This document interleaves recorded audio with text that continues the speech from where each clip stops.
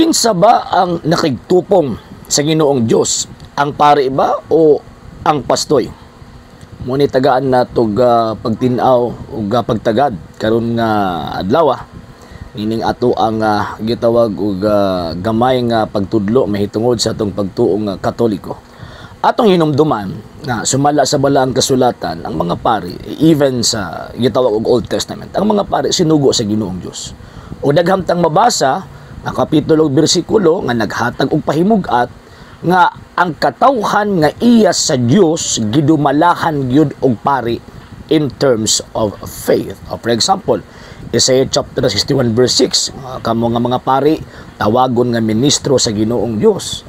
Pagkahuman Malakay chapter 2 verse 7, kay sila mauman ang mga sinugo sa Ginoo nga labing gamhanan.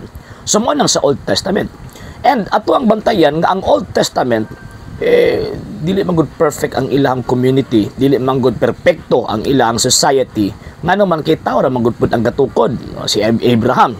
So buti pasabot kay si Abraham dili man perfect, so therefore ang iyahang tawag ining nga pundok nga iyang gitukod nga mootoy gihimutangan sa mga pari kaniadto dili pud sa perfect mo na to ang basahon, daghang mga puntos, daghang mga buta nga gisupak sa mga pipila ka mga pari kaniadto ang kabubuton sa Ginoong Dios. So tungod niya na wala tuang tan-awon ang balaang kasulatan sa Bag-ong Testamento, wala gihapon gihatag sa lain ang society or ang community or ang iglesia sa bag-ong tugon nga termino sa laing tao or sa laing mga nagadumala. Kung dili gihatag gihapon sa pangulong pari, diba si Kristo. Hebrews chapter 3 verse 1, si Kristo ang apostol ug pangulong pari sa atong pagtuo. And pagkahuman na sa Revelation chapter 1 verse 6, kay kita gitukod man sa gagingharian sa mga pari, si San Pablo pari, si San Pedro pari, San Juan gitawag og pari gihapon, ang mga apostol mga pari. So makita nato nga wala gihapon mawala or maputol ang kabubuton sa Ginoong Dios nga diin ang iyang iglesia, ang iyang pundok dumalahan kinig mga pari. Ngano man kay again ang basic truth, ang tawag ini nga pinakadako nga basihan nga pari gyud ang nagdumala, ngano man kay mo ni kabubuton sa Ginoong Dios, mao nay iyang kabubuton. So karon na naman to sa Bag-ong Testamento karon. So wag gyapon naputol ang pagkapari. Naputol ang function sa mga Hudyo nga mga pari. Pero nag-continue gihapon sa pagkapari gikan sa atong Ginoong Hesukristo. So mo nang ang iglesia gitukod ni Kristo na ay mga pari. Kini nga mga pari di ni pwedeng mulabaw kang Kristo. Dili ni pwedeng mulabaw sa Dios. Ngano man kay they are all servants of God. Mga ministro sila sa Ginoo nga atong Dios. Mabataw San Pablo, di ba? Ako nahimo ninyong ministro. Nga pagkaman 1 Corinthians chapter Romans chapter 15 verse 16, pari. So ang mga pari dili na mulabaw sa Ginoong Dios. Mga ministro sila sa Ginoong Dios. O bitaw nga kanang paghimo sa pagpasaylo og sala, kanang otoridad dili man na sa iyang kaugalingon.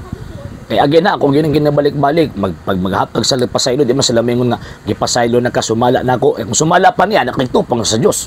Pero ningon man siya nga gipasaylo ko na ikaw sa ngalan sa Amahan, Anak ug Espiritu Santo. So therefore ang authority nga yang gi-invoke sa pagpasaylo sala dili gikan sa iyang kaugalingon, kundi gikan dito sa nagsugo niya or kung asa siya nahimong subject. Ang mga pari kay nahimong subject ng Ginoong Jesucristo. So therefore kung magpasaylo sila og sala gikan gyud na sa gahom ni Kristo. So ang mga pari wala nakigtupong or wala milabaw sa Ginoong Dios. Direta sa mga pastoy.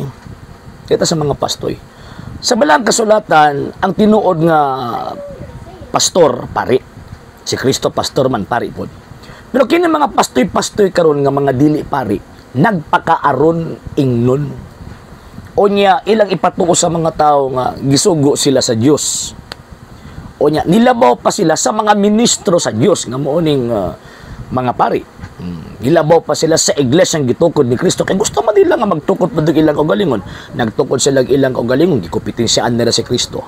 Pagkahuman, nagtudlo po sila ilahang kaugalingong teaching kuno. Kasumala do kuno sa nabasa niya ang kang Kristo, nagbilin siya og iglesia nga maoy gitawag og mutudlo.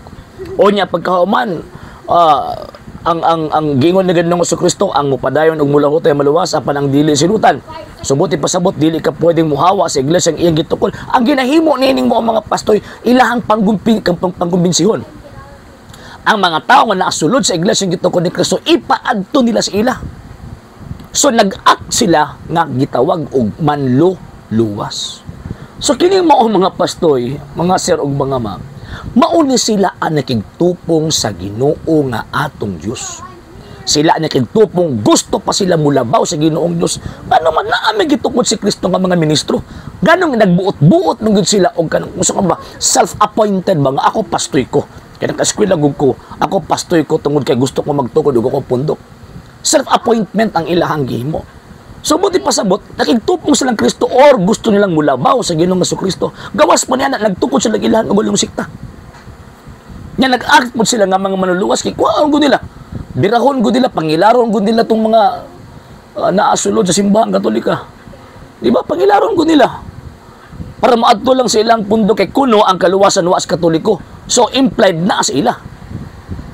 So diyan to may bawaan na kining maong mga pastoy sa karon nga panahon nga way koneksyon sa iglesia ang gitukod sa tuwang Ginoong Kristo. Mauning mga tawhana ang nagpakalabaw or nakigtupong sa Dios. Buti pasabot kaning maong mga tawhana nakigbatok sa Ginoo nga atong Dios. Nakigbatok.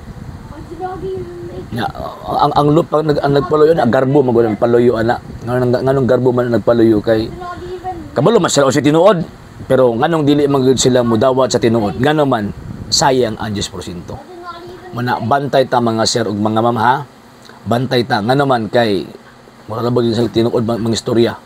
Mura sa tinuod ba nga tawag ining mo mga istorya concerning mahitungod sa pulong sa Ginoo. Pero ang tinuod ana kanang mga tawhana in terms of faith mga mangingilad. So kani adto makit-an nimo kanang sila ang mangingilad daw kuno bit-bit og bitin, nagbit-bit og tawas tapul. Pero karon mga mangingilad ron nagbit-bit og Biblia, magsakasakas panimalay magwaliwala sa social media nya Biblia himuong kapital aron ang tao ilaro nila. Nakabantay ta. Okay? Sa hindi pa po nakapag-follow sa mga pages po natin, i-follow nyo po yung mga pages po natin. RJ Horolanciano II TV Apolia Punto Argumento page, Kuya Apologist TV page, and RJ's Vlog 2022. And pwede rin po kayo mag-send po dyan ng Facebook stars. And also, sa ating po mga channels, sa hindi po nakapag-subscribe, i-subscribe po ninyo yung mga channels natin, The Lay Catholic, Apologist International Official, RJ Sano II TV, Kuya Apologist TV, and Barrio Kawayan Religious Forum. And pwede rin po kayo mag-send po dyan ng super sticker, super chats, and super thanks. And maraming salamat po sa mga kapatid ko mga Katoliko na always pong tumutulong sa programa po natin. Maraming salamat po. Nang dahil po sa tulong at suporta po ninyo, ang programa pong ito, until now, andito pa rin po sa social media. And until now din po, nangangailangan pa rin po tayo sa tulong at suporta po ninyo dahil wala po kami magagawa rito mga sir, mga ma'am, kung wala po yung tulong at suporta po ninyo. Sa gusto pong tumulong, sa gusto pong sumuporta, pwede po ninyong ipadala ang tulong at suporta po ninyo sa pamamagitan po ng ating mga account numbers dyan po sa ating pong screen.